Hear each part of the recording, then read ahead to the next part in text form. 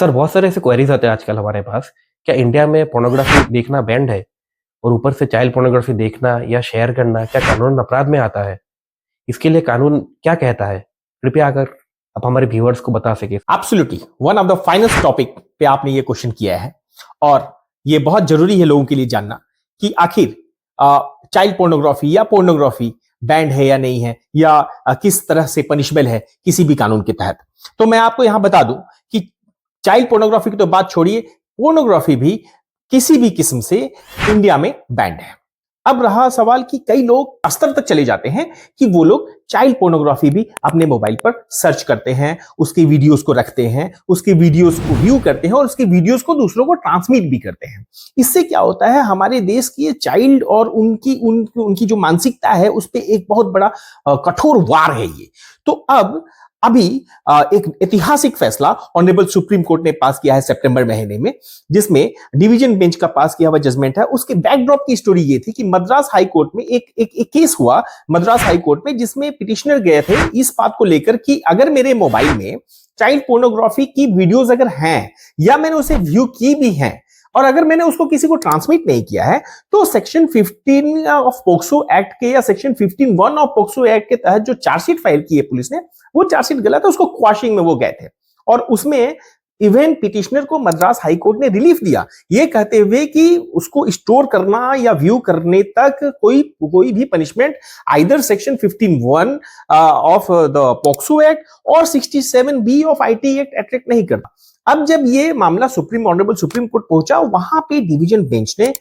एक ऐतिहासिक फैसला करते हुए ये फैसला लिया, पूरे इलुबरेटिव तरीके से ये बताया और कि वो जो सेक्शन है सेक्शन 15 उसकी जो इंटरप्रिटेशन है, सेक्शन 15(1) की जो इंटरप्रिटेशन है, सेक्शन 15(2) की जो इंटरप्रिटेशन है, सेक्शन 15(3) की जो इंटरप्रिटेशन है, जो व्याख्या है, और उसके साथ साथ section 67B of information and technology act की जो व्याख्या है, उसके तहत अगर आपके मोबाइल फोन या सिस्टम में कोई भी चाइल्ड पोर्नोग्राफी अगर वहां पे पाई जाती है, आप उसे व्यू करें या ना करें, और व्यू भी कर लेते हैं या आप उसको ट्रांसमिट कर देते हैं, तो उस सर्कमस्टांसेस में you are definitely accountable before the law. ये एक पनिशबल आप ऑफेंस कर रहे हैं और इसको ये एक क्रिमिनल एक्टिविटी और हीनियस क्रिमिनल एक्टिविटी की संज्ञा उस जजमेंट में दी गई। अब उस जजमेंट में जो कि S Harish versus inspector of police वो जजमेंट था, जिसके तहत ये भी कहा गया, ऑनरेबल जस्टिस ने कहा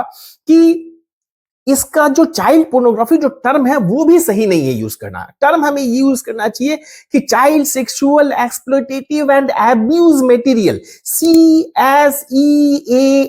टर्म अगर यूज किया जाए तो वो ज्यादा बेटर है। इतने इलोबरेटिव तरीके से ऑनरेबल सुप्रीम कोर्ट ने इसमें डिस्कशन दी। अब सवाल ये उठता है कि जो ये जजमेंट पास हुआ इसके बाद, और आपने ये क्वेश्चन जो मेरे सामने आज पुट किया, और मैं जो एक्सप्लेन और इसकी जानकारी जो हम दे रहे हैं आज, उसमें लोगों को सजग होने की आवश्यकता है। लोगों को अपने विचारों को एकत्रित करके और उस लेवल पे रहने की आवश्यकता है जहां पे हमारा समाज एक सामाजिक व्यवस्था के तहत जिसमें चल रहा है वहां चले,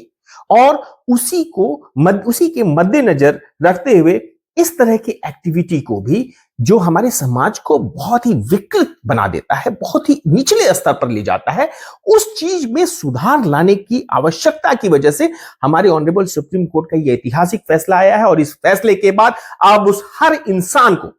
डरने की आवश्यकता है जो आज तक ये सोचते थे कि अगर मेरे मोबाइल में, मेरे सिस्टम में अगर कोई चाइल्ड पोर्नोग्राफी है भी, या मैंने उसे व्यू किया भी है, या अगर मैंने उसे ट्रांसमिट नहीं किया और उतने तक ही मैं रुकता हूं, तो आखिर कैसे किसी को पता चलता है कि उसके अंदर कोई भी मैंने क्राइम किया है? पर नहीं, ये बात बिल्कुल गलत है। रुक जाइए इस जगह पर और ये सोचिए और समझिए, ऐसा कुछ भी करने से पहले कि अगर आप पे किसी भी किस्म का इस तरीके का मुकदमा होता है और आपकी मोबाइल फोरेंसिक साइंस लेबोरेटरी में जब चेकिंग पे जाती है, उसको जब खंगाला जाता है, तो आपकी एक एक एक्टिविटी जो कि इंटरनेट से कनेक्टेड है, एक एक एक्टिविटी, एक एक हिस्ट्री आपकी बाहर आ जाती है कि आपने वीडियो कब लिया था, कितने दिनों से आपके वीडियो वहां पे है। और अगर आप उस वीडियो को डिलीट नहीं करते, अगर आप उस वीडियो को रिपोर्ट नहीं करते, तो सावधान हो जाइए। आपके लिए सावधान होने की आवश्यकता है, क्योंकि अब चाइल्ड पोर्नोग्राफी मोबाइल में रखना, व्यू करना, ट्रांसमिट करना, ये सारी चीजें पेनलाइज हो चुकी है, क्रिमिनलाइज हो चुकी है हमारे ऑनरेबल सुप्रीम कोर्ट द्वारा। और इसी इंफॉर्मेशन के साथ मैं आपके इस क्वेश्चन का रिप्लाई करता हूं।